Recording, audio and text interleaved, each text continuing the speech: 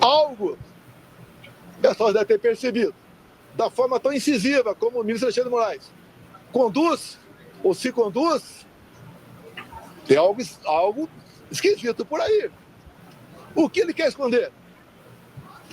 Apenas o inquérito 1361? Eu digo que o inquérito 1361 é 99%. Mas vamos lá.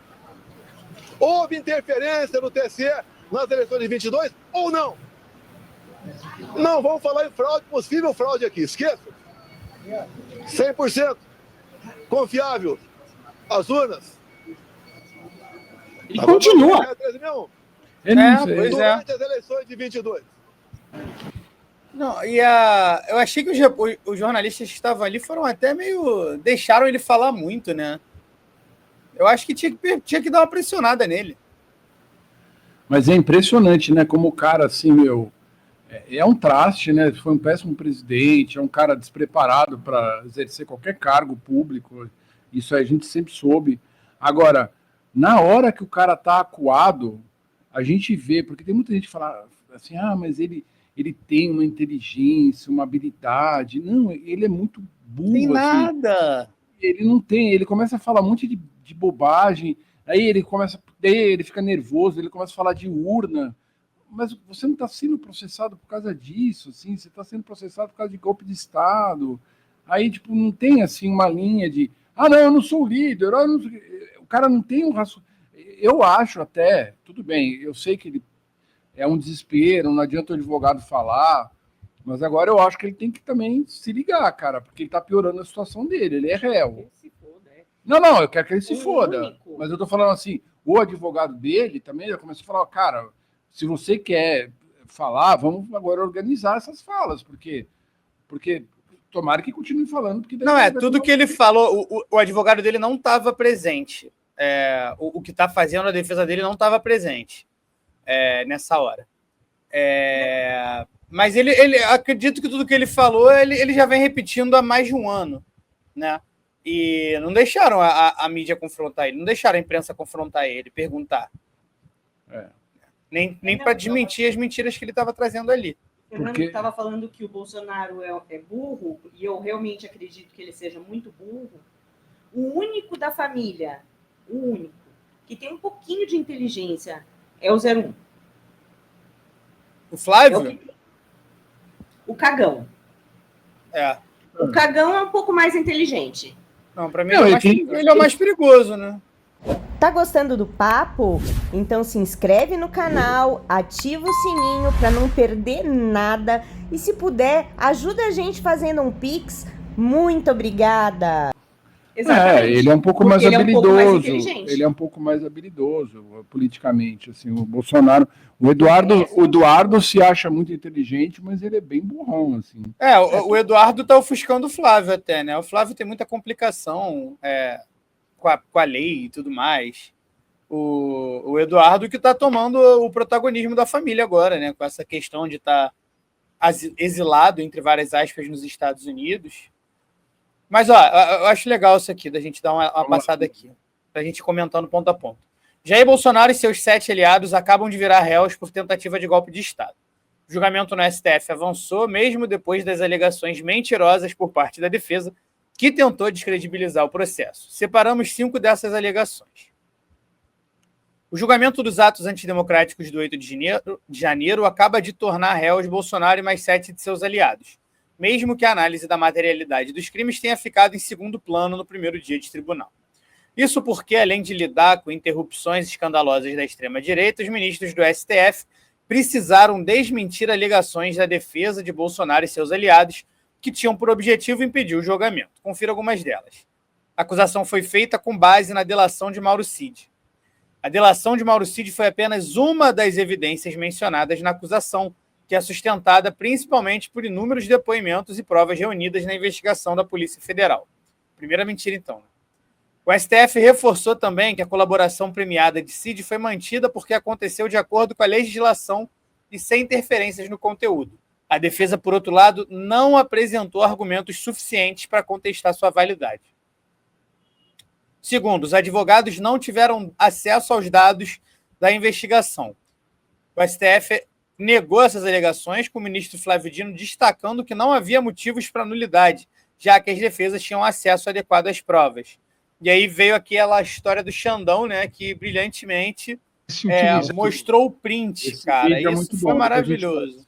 Esse vídeo é muito bom. Sim, colocando uma pá de cal na história, o ministro Alexandre de Moraes chegou a mostrar prints do histórico de acesso dos advogados à investigação.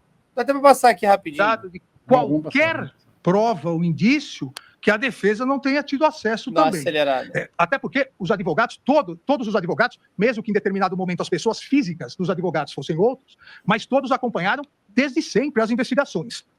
Para não ficar citando e cansá-los, eu fiz no voto, que distribuirei a Vossa Excelência, cada vez que houve acesso nas investigações, as datas dos advogados Alexandre Ramagem, Almir Garnier Santos, Anderson Torres, Augusto Heleno, Jair Messias Bolsonaro, Mauro César Barbosa Cid, Paulo Sérgio Nogueira de Oliveira, Walter Souza Braga Neto. Foram inúmeros, como tem absoluto direito os advogados, a defesa, foram inúmeros. Então tá ali, ó. Advogado do Bolsonaro teve acesso 1, 2, 3, 4, 5, 6, 7 vezes. Do Cid também, do Paulo Sérgio Nogueira até mais, do Braga Neto mais ainda. Obviamente o Braga Neto está preso, então o advogado dele deve estar desesperado. Aí segue aqui, ó, julgamento do STF é comparável à Lava Jato e deveria acontecer em plenário. Relator Alexandre de Moraes explicou que o STF já havia reafirmado sua competência para tratar de casos relacionados aos atos do 8 de janeiro, com base na legislação vigente. Além disso, a exceção de levar o caso ao plenário só se aplica quando o acusado ainda é presidente. Então, não se aplica. Moraes é parcial por ele ter sido alvo de plano de assassinato. É algo que eu trouxe aqui muitas vezes, né? Mas eu não sou jurista.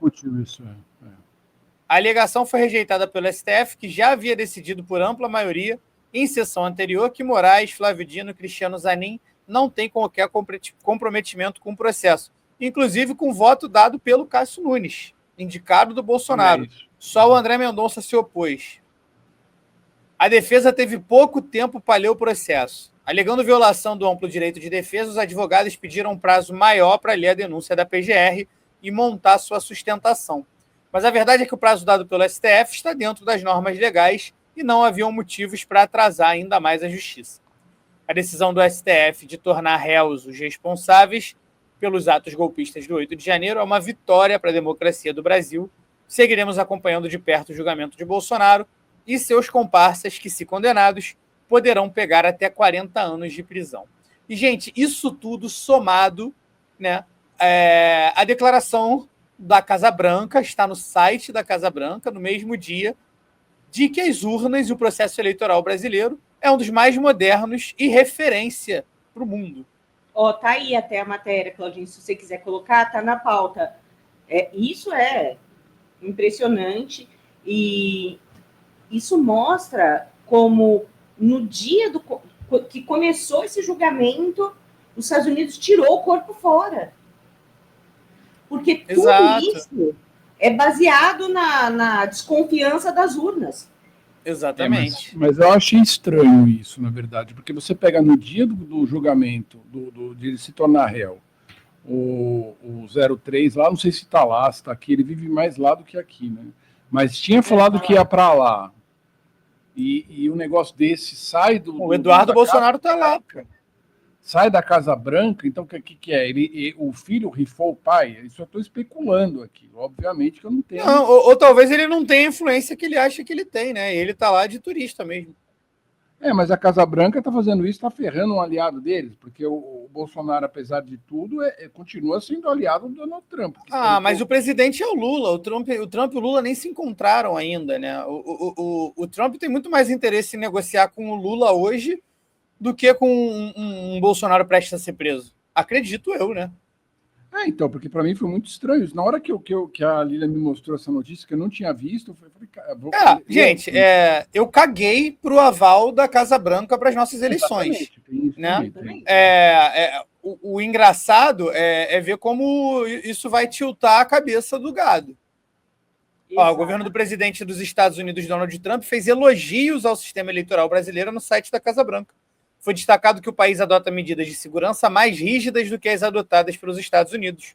No relatório divulgado nessa terça-feira, ontem, então, né, o Brasil foi citado como exemplo juntamente com a Índia por exigir identificação biométrica dos eleitores, enquanto os brasileiros precisam ter o título de eleitor regularizado e, em muitos casos, cadastrar a biometria para prosseguir com a votação. Em vários estados americanos, é necessário que a pessoa somente se declare ser cidadã para votar. Então, isso também vai de encontro com a agenda xenófoba dos Estados Unidos, né? De falar, tem qualquer gringo pode votar aqui, basta dizer que é cidadão americano. Não precisa comprovar, não precisa de biometria, não precisa de nenhum documento. Então, talvez nem foi nada arquitetado e foi só uma triste coincidência por bolsonarismo mesmo. Aí tem a aspa aqui, ó. Índia e Brasil estão vinculando a identificação do eleitor a um banco de dados biométrico, enquanto os Estados Unidos dependem amplamente da autodeclaração de cidadania. Para a gestão do republicano, esse método impede problemas como os enfrentados nos Estados Unidos, onde cada estado tem regras próprias de apuração. Isso reduz substancialmente o número de disputas em comparação com a coxa de retalhos americana de métodos de votação. Pode ter sido só uma, não acho que tenha... Vocês viram o comentário ali? O comentário Sem vai... anistia aqui fez um comentário muito bom. O Trump não tá nem aí pros Bolsonaro. Quem gosta do Dudu é o Bannon e uns baixo clero lá, mas só. O problema não é nem o Trump, é o Musk, né? Porque se o Musk resolver apoiar, o Trump vai acabar vindo junto. Acredito que é isso que está acontecendo. Essa movimentação assim, que o Bananinha está querendo cavar lá nos Estados Unidos. Não, e o próprio Bolsonaro estava com o mesmo discurso hoje de que as urnas foram fraudadas e tudo, e daí tá o Casa Branca falando que as urnas... Esqueceu, como tinha aquele ditado antigo que ele esqueceu de combinar com os russos, né? Esqueceu de combinar com... pode chamá-los de russos agora que eles são amigos, né? O Trump e o Putin, né? Eles esqueceram de combinar, porque tá o Bolsonaro lá gritando sobre as urnas, falando do TSE, interferência no TSE, toda essa bobajada aí, que faz parte da cartilha da extrema-direita também. E daí tá a Casa Branca furando os olhos dele, né? Exatamente. É isso que aconteceu, né? Isso que aconteceu, né?